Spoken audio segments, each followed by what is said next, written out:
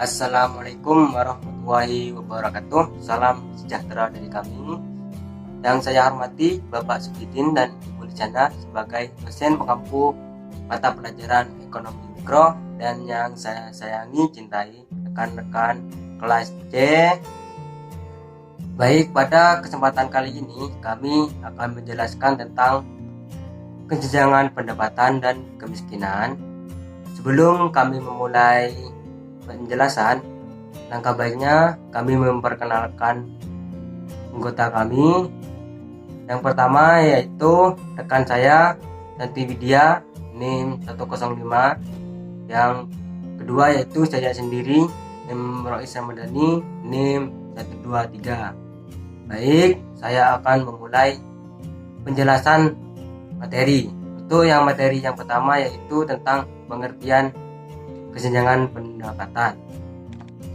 Baik, saya akan menjelaskan materi yang pertama yaitu pengertian kesenjangan pendapatan. Kesenjangan pendapatan adalah suatu keadaan atau kondisi yang tidak seimbang di dalam pendapatan masyarakat, di mana terjadi ketidakadilan dan ketidaksetaraan distribusi pendapatan. Jadi kesenjangan pendapatan adalah keadaan di mana masyarakat tidak memiliki keadilan dan ketidaksetaraan pendapatan pada masyarakat.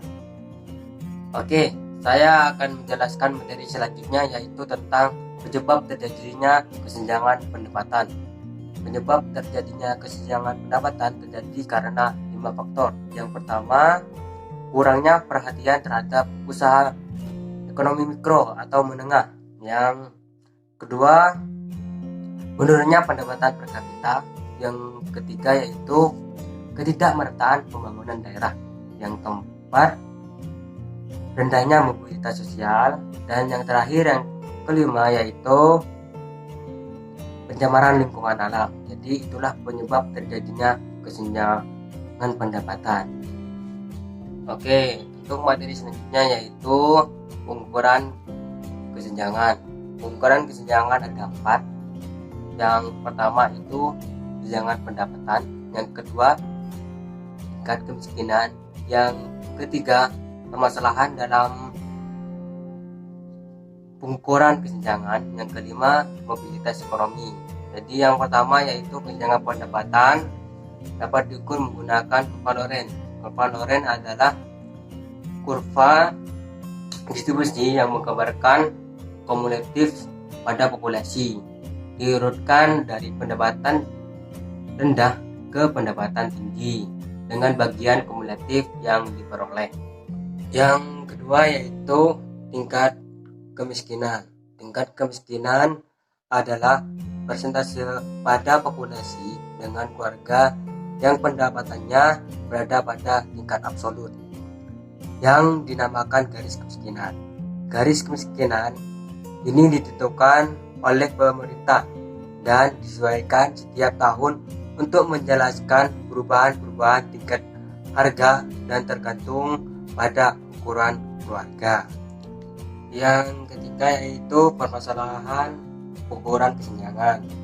Permasalahan pengukuran kesenjangan ini ada 3, yaitu yang pertama transfer rupa-rupa, yaitu transfer kepada orang-orang miskin yang diberikan dalam bentuk barang dan jasa serta bukan uang tunai.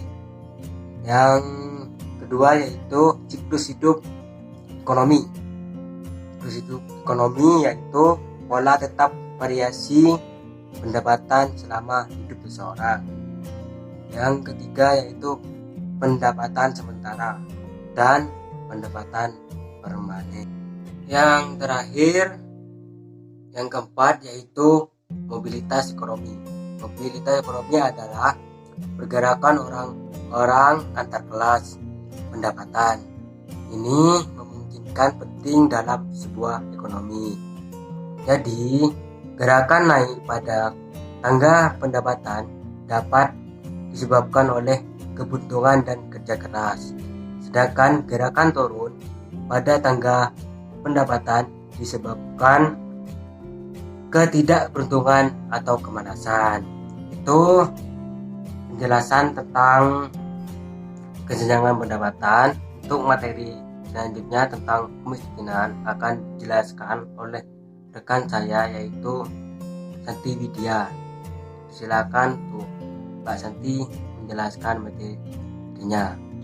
Selanjutnya saya Santi Widya Ningrum NIM 1902103011105 sebagai pemateri kedua akan menjelaskan tentang kemiskinan. Kemiskinan adalah keadaan di mana terjadi ketidakmampuan seseorang untuk memenuhi kebutuhan dasar seperti makanan, pakaian, tempat berlindung, pendidikan, dan kesehatan. Selanjutnya yaitu filsafat politik dalam redistribusi pendapatan. Yang pertama yaitu utilitarianisme, yaitu filsafat politik yang menyatakan pemerintah harus memilih kebijakan untuk memaksimalkan utilitas total dari setiap orang dalam masyarakat. Yang kedua yaitu liberalisme, yaitu filsafat politik yang menyatakan pemerintah harus memilih pertimbangan kebijakan yang dianggap adil seperti dievaluasi oleh pengamat yang objektif. Yang ketiga yaitu libertarianisme, yaitu filsafat politik yang menyatakan bahwa pemerintah harus menghukum kejahatan dan menyelenggarakan kesepakatan sukarela, tetapi tidak melakukan distribusi ulang pendapatan. Selanjutnya yaitu jenis-jenis kemiskinan. Secara umum ada beberapa jenis kemiskinan yang ada di masyarakat. Berikut ini adalah jenis-jenis dan contoh kemiskinan tersebut. Yang pertama, yaitu kemiskinan subjektif. Jenis kemiskinan ini terjadi karena seseorang memiliki dasar pemikiran sendiri dengan beranggapan bahwa kebutuhannya belum terpenuhi secara cukup, walaupun orang tersebut tidak terlalu miskin. Contohnya, pengemis musiman yang muncul di kota-kota besar. Yang kedua yaitu kemiskinan absolut. Jenis kemiskinan ini adalah bentuk kemiskinan di mana seseorang atau keluarga memiliki penghasilan di bawah standar kelayakan atau di bawah garis kemiskinan. Pendapatannya tersebut tidak dapat memenuhi kebutuhan pangan, sandang, papan, pendidikan, dan kesehatan.